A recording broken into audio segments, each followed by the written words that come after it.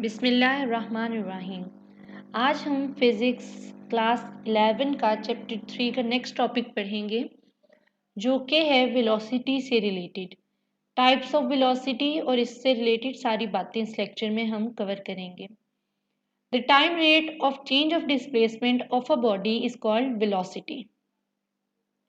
जो कोई भी बॉडी है जो मूव कर रही है, वो जितना डिस्प्लेसमेंट कवर कर रही है और उसके साथ उसकी टाइमिंग, जब इन दोनों चीज़ों को कंबाइन करके एक फॉर्मूला लिया जा रहा है तो उसे वेलोसिटी कह रहे हैं। Its direction is along the direction of change in displacement of body. जो डायरेक्शन डिस्प्लेसमेंट की है, जिस डायरेक्शन में बॉडी मूव कर रही है, वही डायरेक्शन वेलोसिटी की होगी। अब इसका फॉर्मूला क्या है हमारे पास कि वेलोसिटी इक्वल है चेंज इन डिस्प्लेसमेंट, यानी ए टू बी जो उसने डिस्प्लेसमेंट कवर किया, कितनी चेंज आई डिस्प्लेसमेंट में with respect to the time, कितना टाइम है उसमें।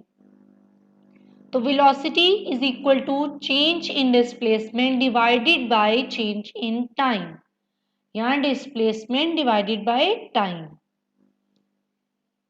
यूनिट क्या है इसका? एसआई यूनिट है वेलोसिटी का मीटर पर सेकेंड, मीटर डिस्प्लेसमेंट का आ गया और सेकेंड टाइम का आ गया।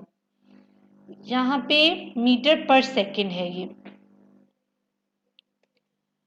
It's dimension R L T -1, displacement और पर सेकेंड साथ, यहाँ पे -1 आएगा सेकेंड की पावर में।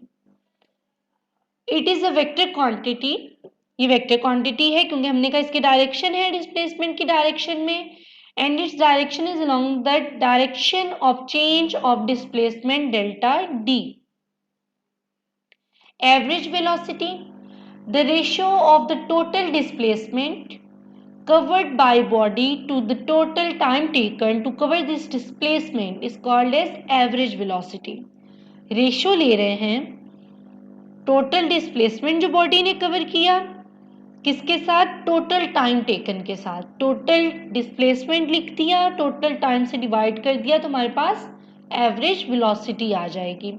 If delta d is the total displacement covered by body in time delta t, total time delta t कह रहे हैं, total displacement delta d है, तो average velocity इक्वल आएगी delta d divided by delta t। Instantaneous velocity क्या होता है? The velocity of the body at any instant is called instantaneous velocity। उस instant पे जो बॉडी की वेलोसिटी है उसे इंस्टेंटेनियस वेलोसिटी कहेंगे। यहाँ एक और डेफिनेशन क्या हो सकती है? The limiting value of delta d divided by delta t, यानी average velocity as time interval delta t following the time t approaches to zero is called instantaneous velocity. अब इस बात को मैथमेटिकली देखें तो आपको क्लियर होगी कि v इंस्टेंटेनियस यानी इंस्टेंटेनियस वेलोसिटी इक्वल है लिमिट, जब आपका डेल्टा टी जो टाइम है वो अप्रोच कर रहा हो जीरो को, उस लिमिट के साथ आप डिस्प्लेसमेंट को डिवाइडेड बाय टाइम कर दें तो आपके पास इंस्टेंटेनियस वेलोसिटी आ जाएगी। Uniform velocity, if the body covers equal displacement in equal intervals of time, the body is said to be moving with uniform velocity।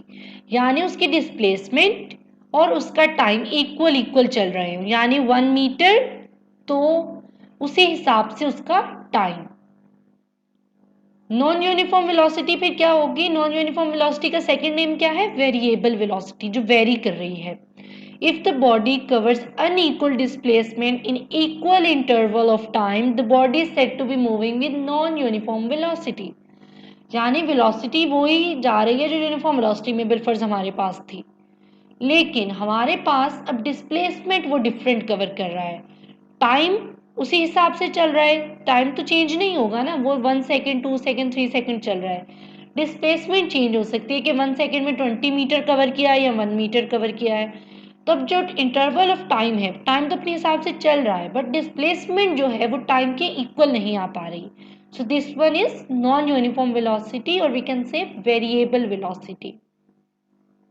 Condition for uniform velocity, if the average and instantaneous velocities of a body are equal।